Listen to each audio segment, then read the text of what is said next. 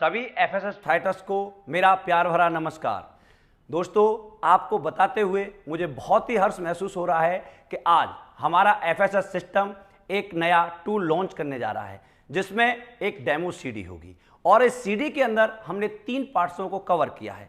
सबसे पहले हमारा प्रोडक्ट प्लान होगा, दूसरा जो पार्ट होगा वो बिजनेस प्लान होगा, तीसरा जो पार्ट होगा दोस्तों फॉलोअप और ऑब्जेक्शन सॉल्यूशन होंगे। दोस्तों, इन तीनों चीज़ों को जिन लोगों ने इसमें समझाया और बताया है वो हमारे बहुत ही ग्रेट एंड ग्रेट लीडर्स हैं। दोस्तों, उनके पास बहुत बड़ी अचीवमेंट है। सबसे पहले जो प्रोडक्ट प्लान का डेमो दिया गया है दोस्तों, वो मेरे द्वारा यानी रूबी डायमंड रामवीर सिंह के द्वारा दिया गया है। इसके अलावा बिजनेस प्लान का जो डेमो है वो हमारे great and great leader mister Ruby Diamond Bhisham Chauhan ji के माध्यम से दिया गया है। और दोस्तों, फॉलोअप और ऑब्जेक्शन सॉल्यूशन का जो डेमो दिया गया है वो हमारे great and great leader mister Mahipal Singh जो हमारे ब्लू डायमंड हैं। दोस्तों, ये तीनों लोग अपने आप में बहुत ही सक्सेस हैं, लेकिन ये तीनों आपके पास नहीं आ सकते थे। आज इनके द्वारा जो नॉलेज इस सीडी में दी गई है ये आपके घर तक, आप तक बहुत आसानी से पहुंच सकती है। आपने इस नॉलेज को सही तरह से सुना, देखा और अपने जीवन में अप्लाई किया तो मैं आपको विश्वास दिलाता हूं कि इस कंपनी का जो सबसे बड़ा लेवल है ब्रांड एम्बेसडर, आप उस तक बड़े आसानी से पहुंच सकते हैं।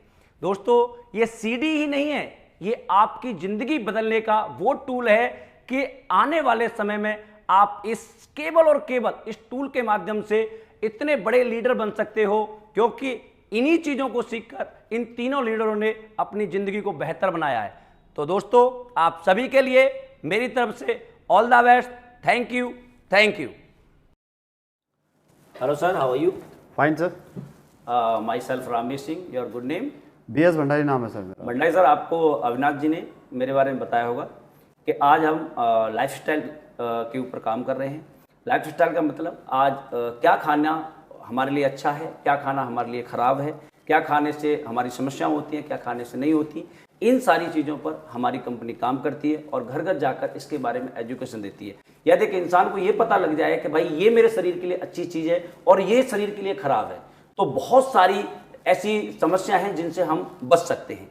तो सर, हम इसी चीज़ पर काम कर रहे हैं, लेकिन मुझे आपके बारे में बताया था कि आप कुछ अच्छा कर रहे हैं, तो मैं आपसे पूछना चाहूँगा कि आप क्या कर रहे हैं अभी? मैं सर टीचर हूँ कॉन्वेंट स्कूल में। सर, बहुत अच्छा सर, आप टीचर हैं। टीचर का जो काम होता है वो बहुत ही अच्छा होता है। हजारों बच्चे जो आसमान को छूते हैं, उनके पीछे कहीं ना कहीं ये गुरु का हाथ होता है। तो ऑलरेडी सर आप अपनी जिंदगी में सक्सेस हैं, मैं उसके लिए आपको बधाई देना चाहूँगा। Thank you. उसके बाद अपनी कंपनी के बारे में बताना चाहूँगा सर। हमारी कंपनी का नाम एस्क्लेपियस वेलनेस प्राइवेट लिमिटेड है, जिनका जन्म 9 नवंबर 2014 को द्वारका सेक्टर 19 न्यू दिल्ली में हुआ है। अच्छा। और आज ऑल ओवर इंडिया में 30 ब्रांच काम करती है। हमारी कंपनी कॉर्पोरेट अफेयर्स में रजिस्टर्ड है, इसके अलावा ISO सर्टिफाइड है। इसके अलावा गवर्नमेंट के द्वारा जितने भी लीगल डॉक्यूमेंट की जरूरत होती है वो सारे हमारी कंपनी के पास हैं। और भारत सरकार द्वारा डायरेक्ट सेलिंग की जो गाइडलाइन जारी की गई हैं उसके अनुसार हमारी कंपनी कंज्यूमर अफेयर्स में भी रजिस्टर्ड है।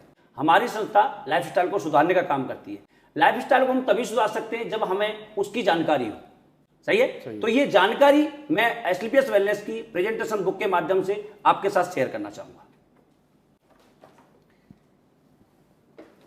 अब हेल्थ की बात आती है, मैं आपको थोड़ा सा पीछे लेके चलना चाहूंगा। आपके दादाजी के जमाने में आपने देखा होगा उस टाइम के जो लोग होते थे वो हेल्थ में हमसे कई गुना ज्यादा अच्छे होते थे। 60-70 साल की उम्र तक हट्टे कट्टे रहते थे और उसके बाद थोड़े बहुत बीमार होते थे तो अपने घर में देसी इलाज या किसी वैद्य के माध्यम से अपने आप को ठीक करते थे। इसलिए वो लिविंग लॉन्ग मतलब लंबी जिंदगी जीते थे और कष्ट कम झेलते थे। लेकिन आज ये स्थिति सर बिल्कुल बदल चुकी है। आज 10% बच्चे तो बीमारी के साथ जन्म लेते हैं और एवरेज लगाया जाए तो 30 साल की उम्र के बाद आज हर इंसान को कहीं ना कहीं दवा लेने की आवश्यकता पड़ती है। यानी हम ये कह सकते हैं कि डाइंग लॉन्ग और लिविंग शॉर्ट। इसके अलावा पुराने जमाने में सर कौन कौन सी बीमारियां होती थी? Malaria, diphtheria, small pox, plague, chicken, cholera, TB, काली खांसी, ये सर वो बीमारियां हैं, बीमारियां ही नहीं, इनको लोग पहले महामारियां बोलते थे और बहुत सारे लोग और बच्चे मर जाया करते थे। लेकिन इनके होने का कोई न कोई रीजन होता था, तभी हमारे समाज में आती थी। लेकिन आज हम अपनी साइंस को सैल्यूट करना चाहेंगे। आज हमारी साइंस ने इन सारी बीमारियों पर काबू पा रखा है। इसकी वजह से लोग नहीं मरते हैं, इनका इलाज संभव है। लेकिन आज के दौर में कौन सी समस्याएं आपको देखने को मिलती हैं? ऑस्टियोपोरोसिस, हड्डियों में छेद होना, asthma, diabetes, stroke, cancer, hypertension, heart attack, arthritis, obesity, ये वो बीमारियां हैं सर जिनके होने का कोई भी रीजन नहीं है। ये सिर्फ और सिर्फ हमारी लाइफस्टाइल की वजह से होती है। और लाइफस्टाइल में क्या आता है सर? हम क्या खाते, कब खाते और कैसा खाते। आज हमारा खाना ही आज हमारी मौत का कारण है। सर मैं आपको आगे दिखाना चाहूं कि हमारी बॉडी को चलाने के लिए किस किस चीज की जरूरत होती है। 11 चीजों की हमारी बॉडी को चलाने की जरूरत होती है। Vitamin, trace element, mineral, carbohydrate, fibre, amino acid, herb, water. अब ये 11 की 11 चीजें पुराने वाले इंसान को उनके खाने में मिल जाती थी, क्योंकि उनका खाना गॉड मेड होता था, उसमें कोई मिलावट नहीं होती थी। इसलिए वो खाना एक दवाई का काम करता था और वो लोग अच्छी जिंदगी जीते थे। लेकिन आज हम क्या खा रहे हैं? आज हम उन चीजों को खा रहे हैं जिसकी हमारी बॉडी को आवश्यकता ही नहीं है। Burger, pizza, cake, soft drink, refined oil, नमकीन, बिस्किट, चाय, सॉल्ट, शुगर, कैफीन, पान, बीड़ी, सिगरेट, तंबाकू, गुटखा। सर ये तो हम इन चीजों को नहीं खाएं तो क्या हमारा शरीर नहीं चलेगा? बिल्कुल चलेगा। फिर हम इनको क्यों खाते हैं? लाइफस्टाइल, यही टेस्ट के लिए, लाइफस्टाइल के लिए। ये जो खाना है सर, ये कोई परमात्मा ने नहीं बनाया, ये मेरे जैसे आप जैसे किसी इंसान ने बनाया है और उसने हमारी सेहत के लिए नहीं बल्कि अपनी पॉकेट के लिए बनाया है। ये जो खाना है स्लो पॉइजन का काम करता है, तुरंत नहीं मारता, लेकिन आने वाले समय में हजारों बीमारियों को जन्म देता है। और यही कारण है कि आज हमारी उम्र हमारे बुजुर्गों से 30 से 40 साल कम हो चुकी है। इसके बढ़ने का एक और भी कारण है। पुराने जमाने में 60 करोड़ की आबादी थी, आज 130 करोड़ की आबादी है। 70 करोड़ लोग जो आए हैं उनके लिए खाना पीना, मकान दुकान सब चाहिए। उससे क्या हुआ? सप्लाई जो थी वो कम हो गई, डिमांड ज्यादा हो गई। उस डिमांड को पूरा करने के लिए साइंस ने ऐसी तरक्की की है कि जो चीज 1 बीघा खेत में 5 मन होती थी या 1 टमाटर के पेड़ पर 10 टमाटर आते थे, आज 50 आ सकते हैं या 10 मन चीज हो सकती है। सही है? सही है। ये आप देख रहे हैं अपनी आंखों से सर या नहीं? बिल्कुल। इसके अलावा खाना पकाने का सिस्टम बिल्कुल बदल चुका है। पहले गांव में चूल्हे पर लोहे के बर्तन में लोग खाना पकाते थे, उसकी खुशबू अलग होती थी, 1 घंटा लगता था बनने में। लेकिन आज वही खाना हमारे और आपके घर में मात्र 15 से 20 मिनट में जबरदस्ती प्रेशर कुकर के माध्यम से बनाया जाता है। और कुकर के खाने में से 85% पोषक तत्व उड़ जाते हैं, ये साइंस बोलती है। इसके अलावा स्टोरेज एंड ट्रांसपोर्ट, किसी भी आज छोटे छोटे बच्चे जो स्कूल जाते हैं वो आपको ये नहीं बता पाएंगे कि ये फ्रूट कौन से सीजन में होता है और सब्जी कौन से सीजन में होती है, बिकॉज 12 महीने मार्केट में आपको हर चीज अवेलेबल मिलती है। किसी भी फ्रूट और सब्जी को तोड़कर हम 24 आवर्स के अंदर खाते हैं तो 90% विटामिन हमारी बॉडी को मिलते हैं। आफ्टर दैट 10% चीजें मिल पाती हैं। और हम तो चीजों को सर 6-6 महीने बाद भी खाते हैं। हम 6 महीने बाद जो चीजों को खा रहे हैं, हमें लगता है उसमें कुछ खाने की अच्छी चीज है। नहीं सर, वो ऐसे ही होते हैं जैसे मरे हुए इंसान को कोल्ड स्टोर में लगा दो और 6 महीने बाद निकालो तो बॉडी तो वैसे मिलती है, लेकिन सांसें उसके अंदर नहीं होती है। इसके अलावा आप देख रहे हैं सर, आज हर किसान अपने खेत में दवाई का प्रयोग करता है।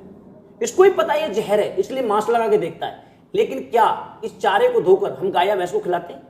आलू, बैंगन, टमाटर, गोभी, भिंडी, धनिया जिन पर भी छिड़काव करते हैं, क्या उसके अंदर से हम पेस्टिसाइड की मात्रा को निकाल सकते हैं? नहीं। ये सर WHO की रिपोर्ट है।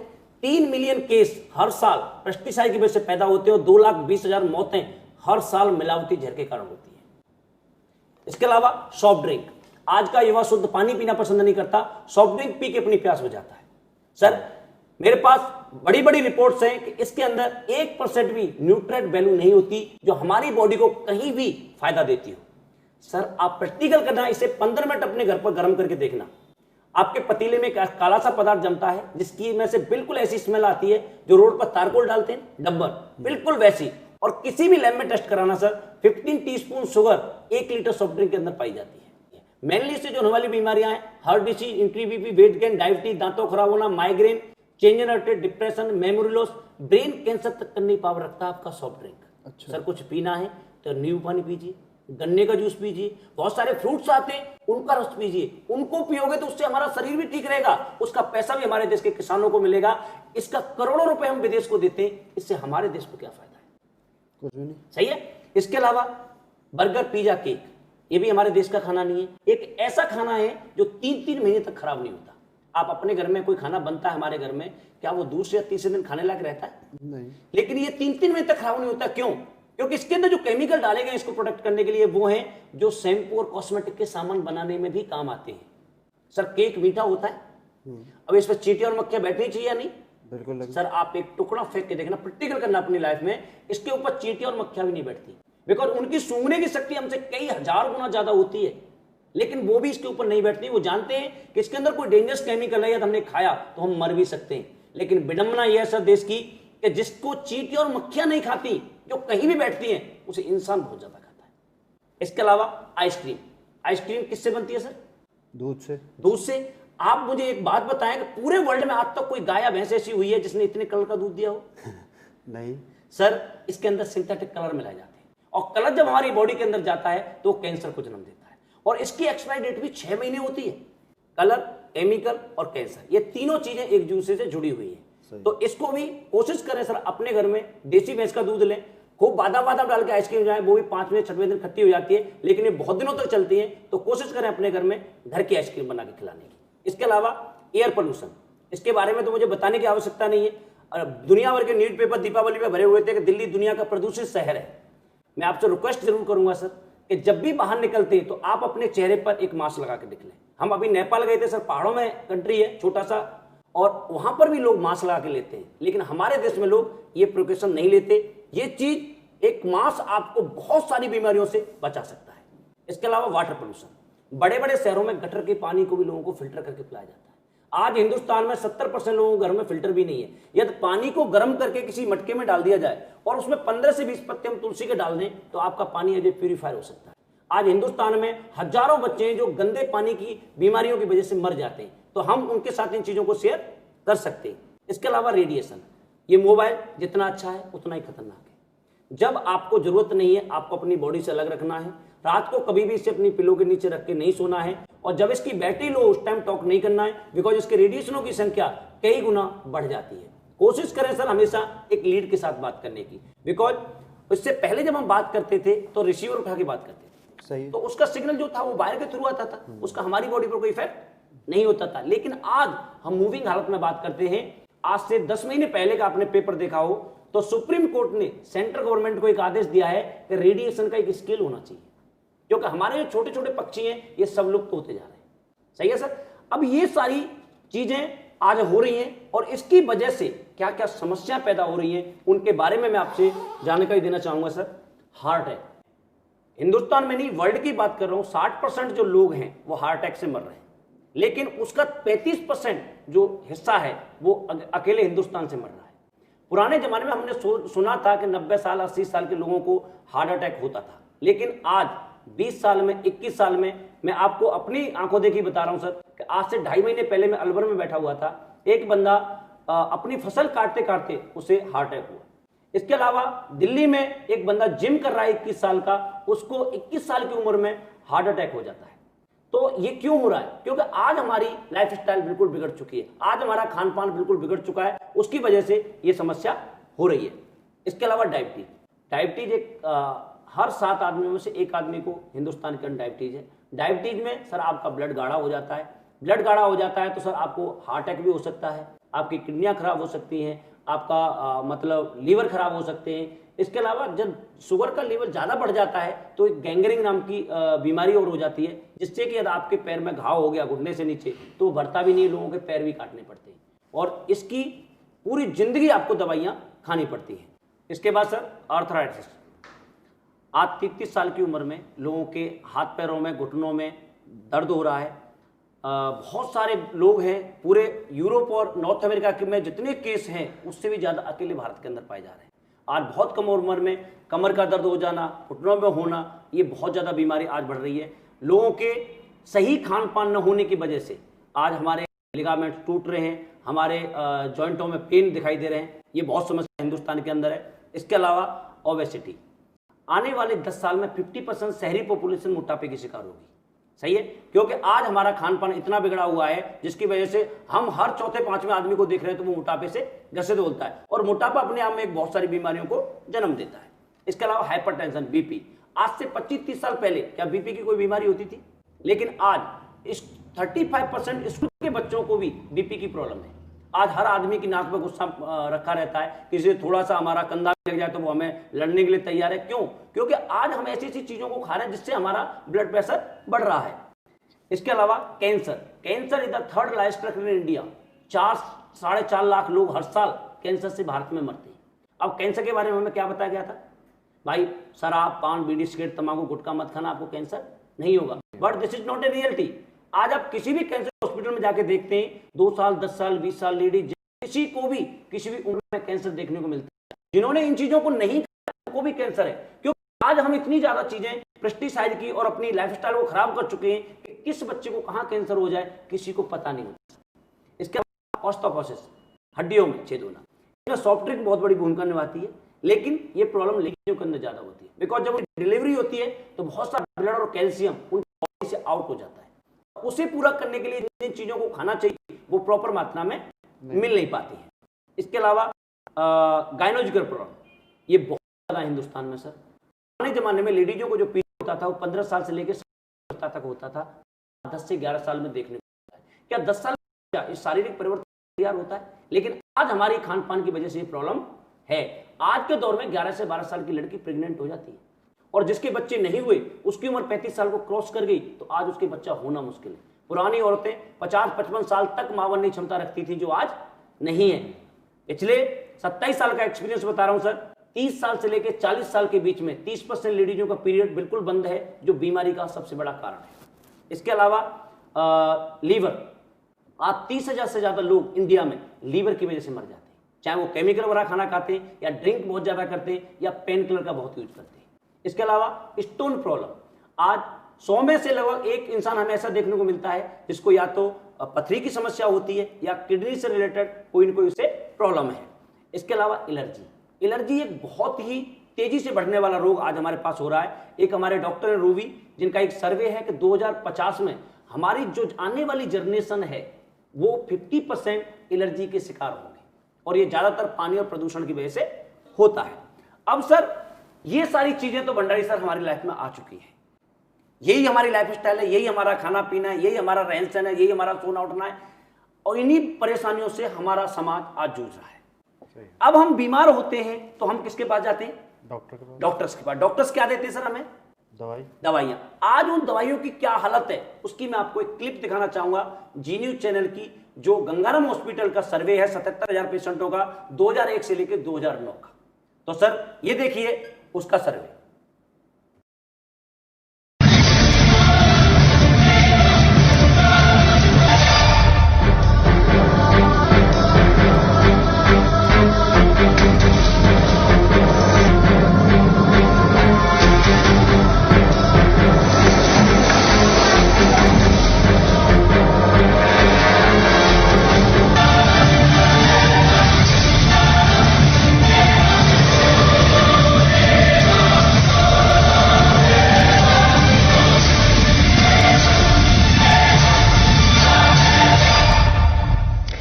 देश की 121 करोड़ आबादी पर ऐसा जानलेवा खतरा मंडरा रहा है जिसका नतीजा सिर्फ मौत है, और वो खतरा है दवाओं के बेकार हो जाने का। मरीज के इलाज की बुनियाद यानी एंटीबायोटिक दवाएं बेअसर होती जा रही हैं। एंटीबायोटिक दवाओं पर की गई स्टडी के नतीजे आगाह कर रहे हैं कि 2020 आते आते देश में एक भी असरदार एंटीबायोटिक दवा नहीं बचेगी, और सर्दी जुकाम जैसे साधारण इन्फेक्शन भी लाइलाज हो जाएंगे।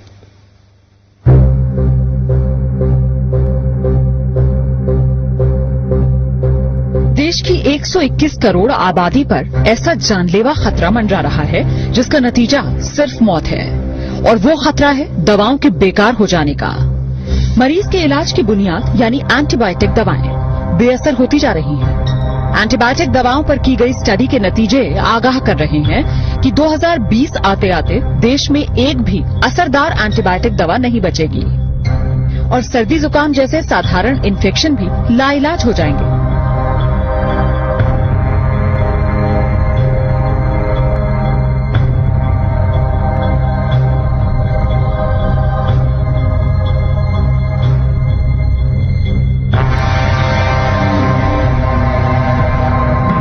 जरा सोचिए, अगर डॉक्टर को मरीज की बीमारी का पता हो, उसके इलाज के लिए बेहतरीन वार्ड, टेस्ट और ऑपरेशन की सुविधा हो, लेकिन मरीज पर दवाएं ही असर न कर रही हों और मरीज को बचा पाना नामुमकिन हो जाए। ये सिर्फ ख्याल नहीं है, ये वो डरावनी हकीकत है जिसका तोड़ डॉक्टर अभी तक नहीं तलाश पाए। दिल्ली के एक प्राइवेट अस्पताल में हुई स्टडी के नतीजों से ये खुलासा हुआ कि कई एंटीबायोटिक दवाएं जो गंभीर बीमारियों के इलाज में इस्तेमाल की जा रही हैं, दरअसल मरीजों पर काम ही नहीं कर रही। अस्पतालों में मरीज बेमौत मरने को मजबूर हैं।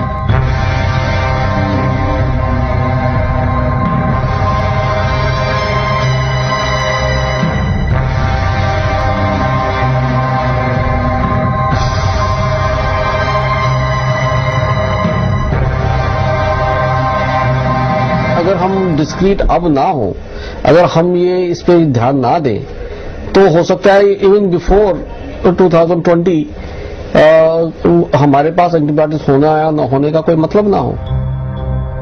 77,000 से ज्यादा मरीजों पर हुई अब तक की सबसे बड़ी स्टडी में ये पाया गया कि टीबी, निमोनिया और पेट की बीमारियों में इस्तेमाल की जाने वाली कई नई एंटीबायोटिक दवाएं अब बेकार हो चुकी हैं।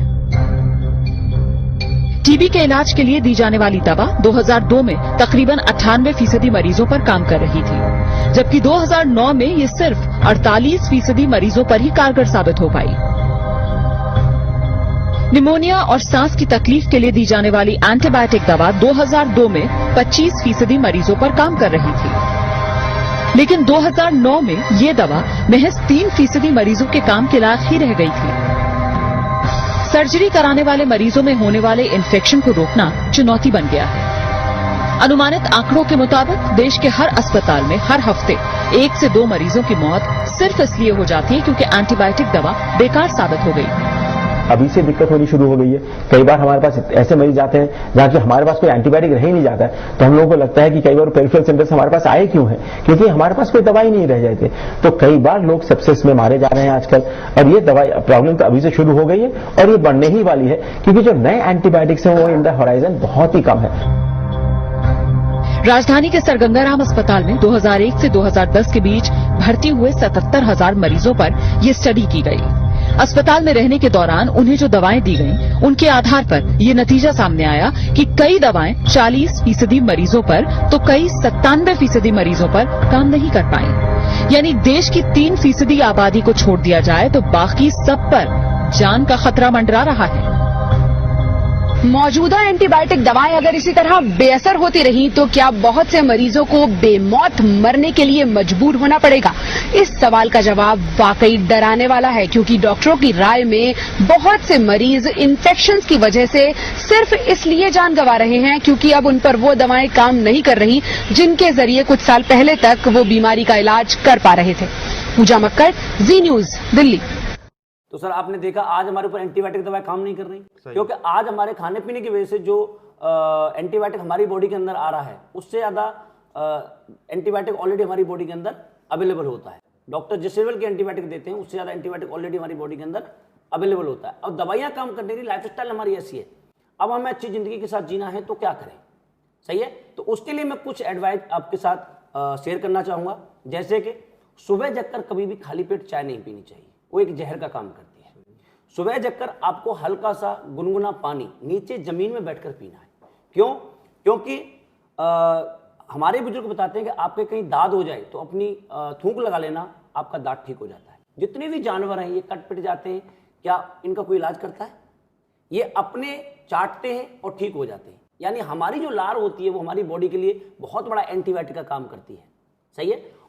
पानी जब हमने पिया तो पानी बॉडी को डिटॉक्सिफाइड करता है, उससे हमारा पेट बहुत अच्छा साफ होगा, सही है।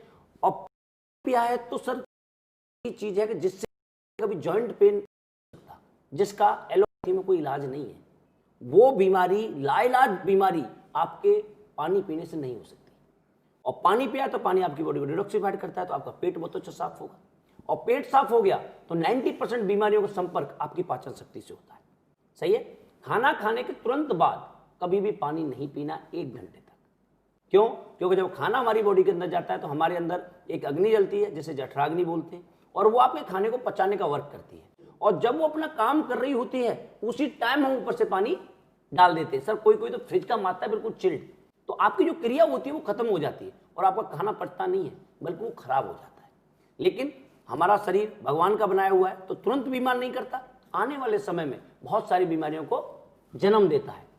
फ्रूट और सब्जियां बाहर से लाते हैं, उन्हें पहले गर्म पानी में धोएं, क्योंकि आज उनके अंदर इतना ज़्यादा पेस्टिसाइड आता है, यदि हम गर्म पानी में धोएं तो बहुत मात्रा में वो कम हो जाता है। इसके अलावा किचन, सर किचन इतनी इंपॉर्टेंट चीज़ है हमारे घर की कि यदि इसको हमने शुद्ध कर लिया तो मैं कह रहा हूँ हजारों लाइफस्टाइल की जो से होने वाली जो परेशानियां हैं वो दूर हो सकती हैं। किचन नहीं, वो एक मतलब बहुत बड़ा आयुर्वेद होता है हमारे घर का।